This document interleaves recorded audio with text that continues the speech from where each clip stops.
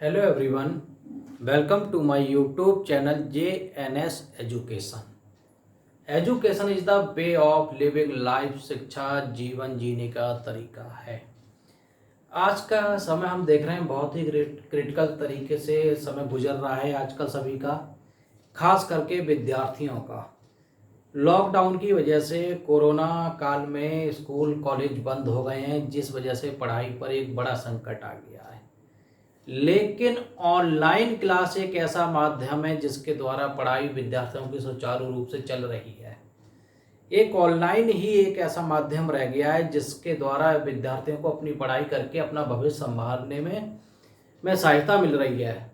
अगर online classes भी ना हो तो क्या होगा भविष्य विद्यार्थियों का, ये एक बहुत ही सोचने वाली बात है। चलिए देखते हैं आज का टॉपिक।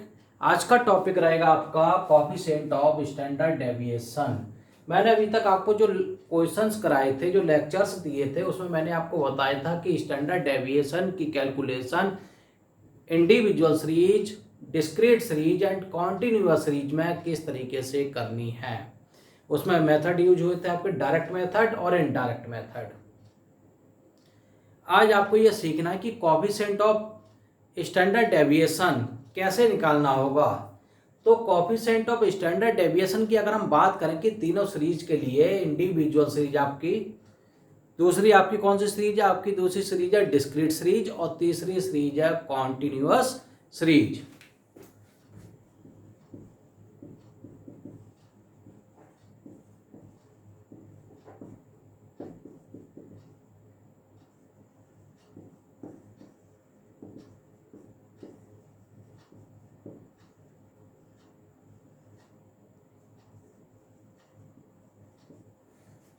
अब देखते हैं ये तीनों सीरीज जो लिखी गई हैं, individual series, discrete series and continuous series, इसमें स्टैंडर्ड डेविएशन निकालने के फॉर्मूले अलग थे। स्टैंडर्ड डेविएशन में था डायरेक्ट मेथड का आपका फॉर्मूला सिग्मा सिग्मा रूट में डी स्क्वायर अपॉन एन, ये फॉर्मूला था। ठीक है, लेकिन जब डिस्क्रीट सीरीज और कॉन्टिन्यूअस सीरीज आई तो उसमें फॉर्मूला क्या हो गया, उसमें फ्रीक्वेंसी शामिल हो गई थी। सिग्मा सिग्मा मतलब ये स्टैंडर्ड डेविएशन, इससे डिनोट किया जाता है। ठीक है, तो हमारा फॉर्मूला क्या हो गया था, sigma f into d square upon n. ठीक, ये भी साइन सिग्मा कहलाता है, ये सिग्मा कहलाता है। इसका मतलब होता है सम। ये आपको डिनोट कर रहा है स्टैंडर्ड डेविएशन को इससे, तो ये फॉर्मूला यूज किया था। लेकिन जब बात करते हैं कोएफिशिएंट ऑफ स्टैंडर्ड डेविएशन निकालने की यहाँ पर बात हो रही है, तो यहाँ पर तीनों सीरीज में एक ही फॉर्मूला अप्लाई होगा।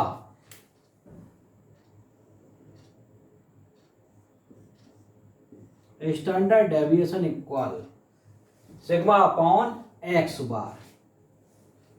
मींस जो स्टैंडर्ड डेविएशन निकल के आया है वो, और जो समांतर माध्य जिससे हमने विचलन लिए थे वो वैल्यू। ठीक है, ये फॉर्मूला हो गया। अब देखते हैं, क्वेश्चन ले लेते हैं यहां पर, किस तरीके से आपको सॉल्व करना है इसे। जो लास्ट लेक्चर्स कराए थे उसमें स्टैंडर्ड डेविएशन निकलवाया था मैंने एक सीरीज में। क्या निकलवाया था, उसमें निकलवाया था कि स्टैंडर्ड डेविएशन 12.28 निकल के आया था। ठीक, और आपका एक्स बार समांतर माध्य।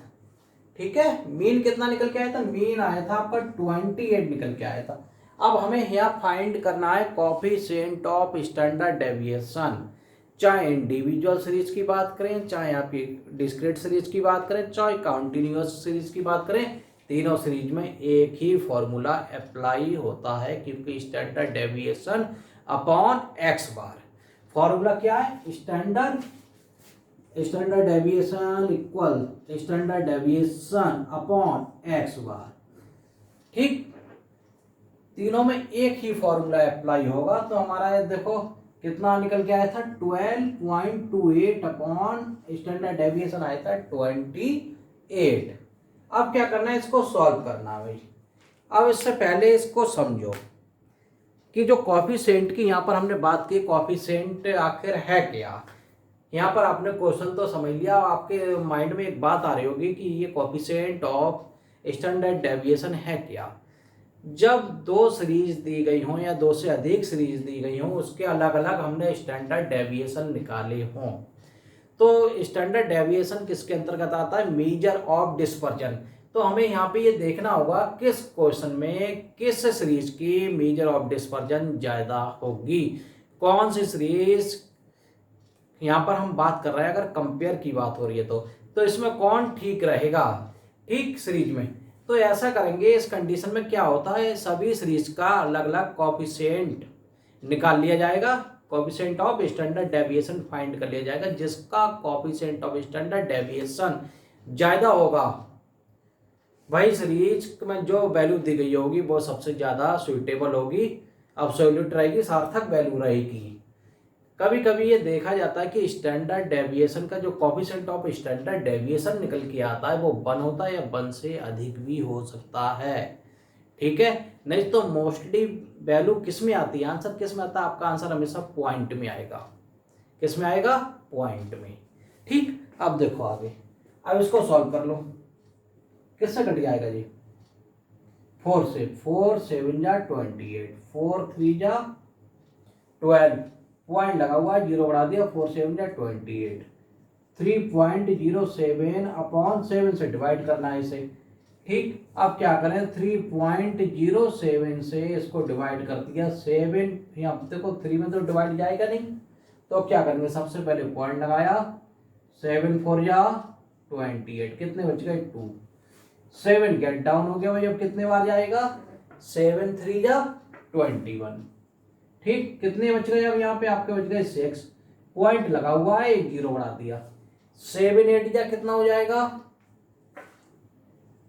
56, कितने बच गए 4, पॉइंट लगा हुआ है, 0 और फिर से बढ़ा दो, 7 5 जा 35, कितने बच गए 5, अभी देख रहे हैं अभी सॉल्व हो रहा है आगे, पॉइंट लगा ही हुआ है, 0 बढ़ गया, 7 7 जा 49, 1 बच गया।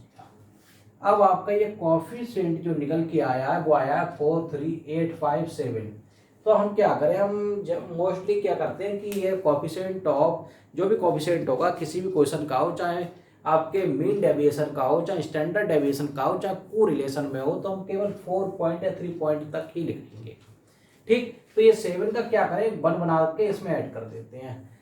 कैसे हो जाएगा, जब वैल्यू 5 हो या 5 से ज़्यादा हो तो जो वैल्यू होती है उसका 1 बन के जस्ट पहले वाली वैल्यू में ऐड हो जाता है, 0.4386, दिस इज आंसर। इस तरीके से आपको कोफिशिएंट ऑफ स्टैंडर्ड डेविएशन निकालना है, चाहे कैसा भी क्वेश्चन हो, केवल याद यही रखना है कि फॉर्मूला यही लगेगा, फॉर्मूला कभी चेंज नहीं होगा किसी भी सीरीज में, चाहे डिस्क्रीट हो, चाहे कॉन्टिन्यूअस हो, चाहे इंडिविजुअल सीरीज हो, ठीक है। कोफिशिएंट का फॉर्मूला तीनों सीरीज में सेम है, उसमें कोई भी चेंज नहीं है। ओके स्टूडेंट, अगर आपने अभी तक चैनल सब्सक्राइब नहीं करा है तो चैनल को सब्सक्राइब कर दें और बेल आइकन को पुश कर दें, जिससे आपको नोटिफिकेशन मिलता रहे, जो भी नई वीडियो लेक्चर्स आएंगे वो आप देखते रहेंगे time to time. Okay, thank you, have a nice day.